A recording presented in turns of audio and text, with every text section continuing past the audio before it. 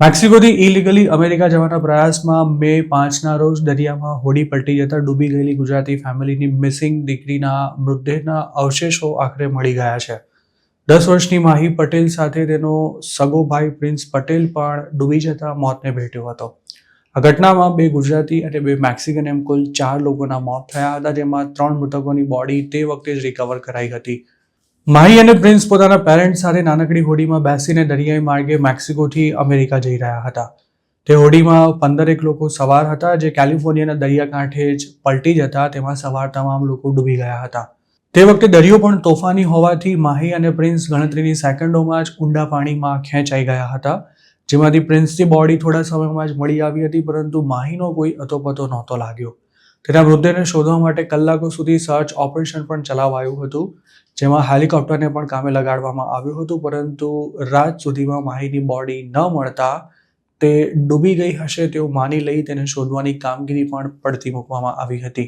American ઓથોરિટીના જણાવ્યા અનુસાર માહીના શરીરના અવશેષો ટોરી પોઇન્ટ્સ સ્ટેટ બીચ પરથી મે 21ના રોજ મળી આવ્યા હતા અને તેની ઓળખ કરવા માટે તેમનો DNA ટેસ્ટ પણ કરવામાં આવ્યો હતો, જેમાં તે અવશેષો માહીના જ હોવાનું કન્ફર્મ થયા બાદ પોલીસે તેની માહિતી જાહેર કરી હતી.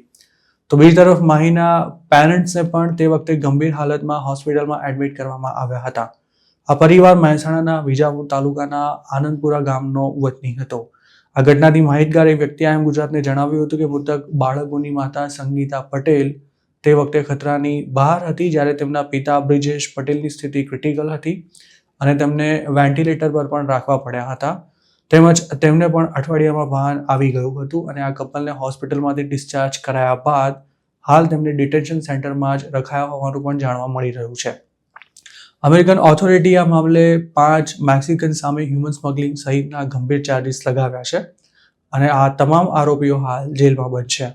અમેરિકાની કોર્ટમાં રજૂ કરાયેલા ડોક્યુમેન્ટ્સ અનુસાર આ ઘટનામાં બચી ગયેલા લોકોએ મેક્સિકોથી અમેરિકા પહોંચવા માટે ડોન્કર સાથે $10,000 ડીલ કરી હતી, જ્યારે અન્ય એક સર્વાઈવરે એવું જણાવ્યું હતું કે તેણે $13,000 ચૂકવવાનું નક્કી કર્યું હતું. જોકે ગુજરાતી ફેમિલીને કેટલી રકમમાં અમેરિકા પહોંચાડવાની હતી તેની કોઈ ચોખવટ કોર્ટમાં કરવામાં નથી આવી કે ન તો કોઈના નામ પણ જાહેર કરવામાં આવ્યા છે.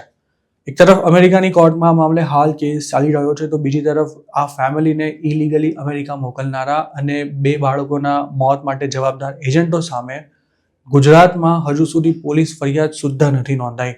સૂત્રોનું માનીએ તો જે 2 એજન્ટોએ આ કામ હાથમાં લીધું હતું તે થોડા દિવસ માટે અંડરગ્રાઉન્ડ થઈ ગયા હતા, પરંતુ હાલ તેઓ કોઈ પણ ડર વિના ખુલ્લેઆમ ફરી રહ્યા છે.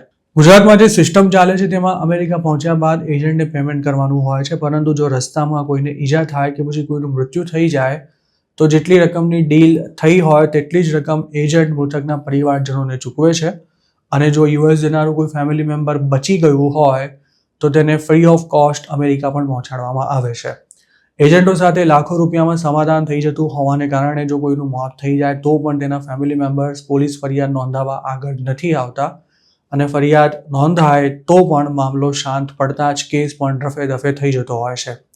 જાન્યુઆરી 2022માં ડિંગુચાની ફેમિલી કેનેડા બોર્ડર પર મોતને ભેટી ત્યારે પણ જોરદાર હોબાળો થતા પોલીસે એજન્ટો પર તવાઈ બોલાવી હતી, પરંતુ થોડા દિવસોમાં જ બધું રાબેતા મુજબ શરૂ થઈ ગયું હતું અને આ કેસના આરોપીઓ પણ એક પછી એક જામીન પર છૂટી ગયા હતા. આ સિવાય મહેસાણાનું એક ફેમિલી પણ કેનેડા બોર્ડર પર બોટ પલટી જતા નદીમાં ડૂબી ગયું હતું. તેમજ જાન્યુઆરી 2024માં યુએસ જવા નીકળેલા 9 ગુજરાતીઓ પણ આજ દિન સુધી લાપતા છે અને તેમના કેસમાં પણ કોઈ ખાસ પ્રોગ્રેસ નથી થઈ શક્યો.